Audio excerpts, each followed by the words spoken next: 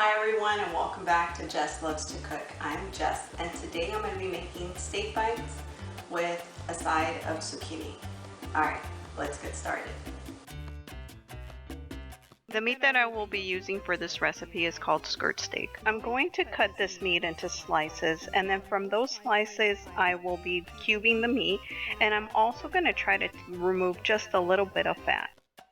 And I know that skirt steak is one of the fattier cuts, although I will say this meat comes out delicious and so flavorful because of it. So once in a while it's not going to hurt if you use one of the fattier cuts of meat.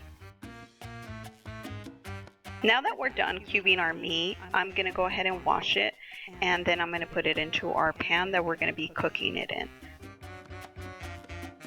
Now turn on your stove to a medium setting. I'm doing a number 6, which is just above medium.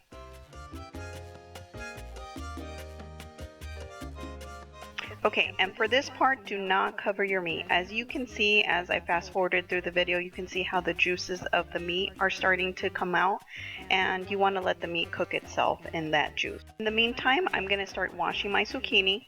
Make sure you wash your vegetables because when you get them from the store, people touch them, and you want clean vegetables.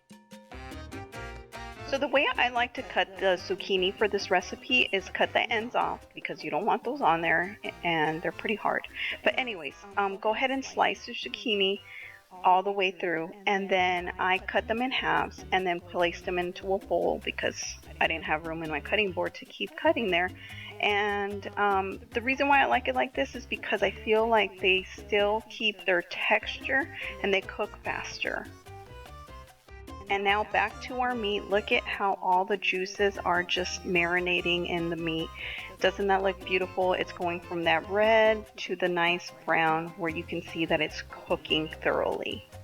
Make sure that you are stirring your meat. You don't want it to burn and you want it to cook evenly. Okay, let's add some ingredients. I'm going to be using liquid aminos for this recipe, but you can also use soy sauce. I'm going to be using 1/4 of a cup of amino acids. The reason why I used amino acids instead of soy sauce is because I'm trying to cut down on the sodium. Now I'm going to add 2 tablespoons of minced garlic. If you don't have minced garlic, you can add 2 whole cloves. Just make sure that you chop them up before you put them into your meat. Now we're going to add some lemon juice. I always keep my lemon juice in my freezer. It just lasts longer. Here, if you don't have cubed lemon like I do, just go ahead and use half of a lemon. Now let's add a little bit of spice. I'm just going to do a few drops of tapatio. Now mix everything together. We're going to want to let this meat get to a nice simmer so it could absorb all those delicious flavors we just added into it. We want to let our meat get to a nice simmer, but not for too long because then you don't want it to dry out. Now that our meat has been simmering for a while, we're going to want to turn down the heat. So I'm turning my dial down to a number 2, which is right above a low heat setting. Now that we turned down the heat on the meat, it's time to focus on our zucchini. To get a nice saute on my zucchini, I'm going to turn my heat to a medium setting, which is a number 5 for my stove. Now that our pan is warming up, I'm going to drizzle a little bit of olive oil, maybe no more than 1 tablespoon. I tend to place my hand over the pan just to feel the heat and see if my pan is good to go. Okay, so now that my pan is nice and warm, I'm going to add my zucchini.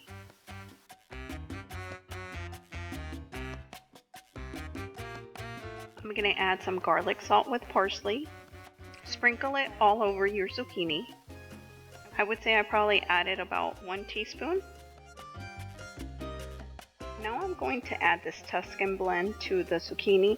It has sea salt, rosemary, oregano, garlic, black pepper, onion, and parsley. And I'm just going to sprinkle that on top over my zucchini.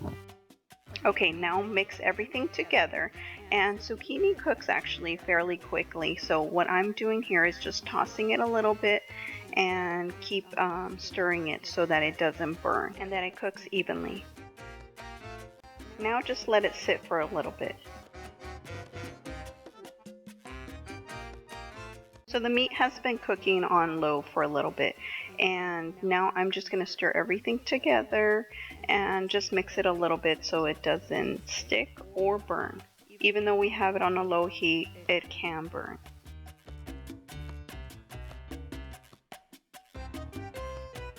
Okay, now back to our zucchini. Let's give it a little shimmy, a little stir. And as you can see, it's starting to get a little transparent. You might not be able to see from the picture, but when you're cooking it, you'll see that the color will start to change. Now that my zucchini is almost done cooking, I'm going to increase the heat on my steak bite so they get nice and hot.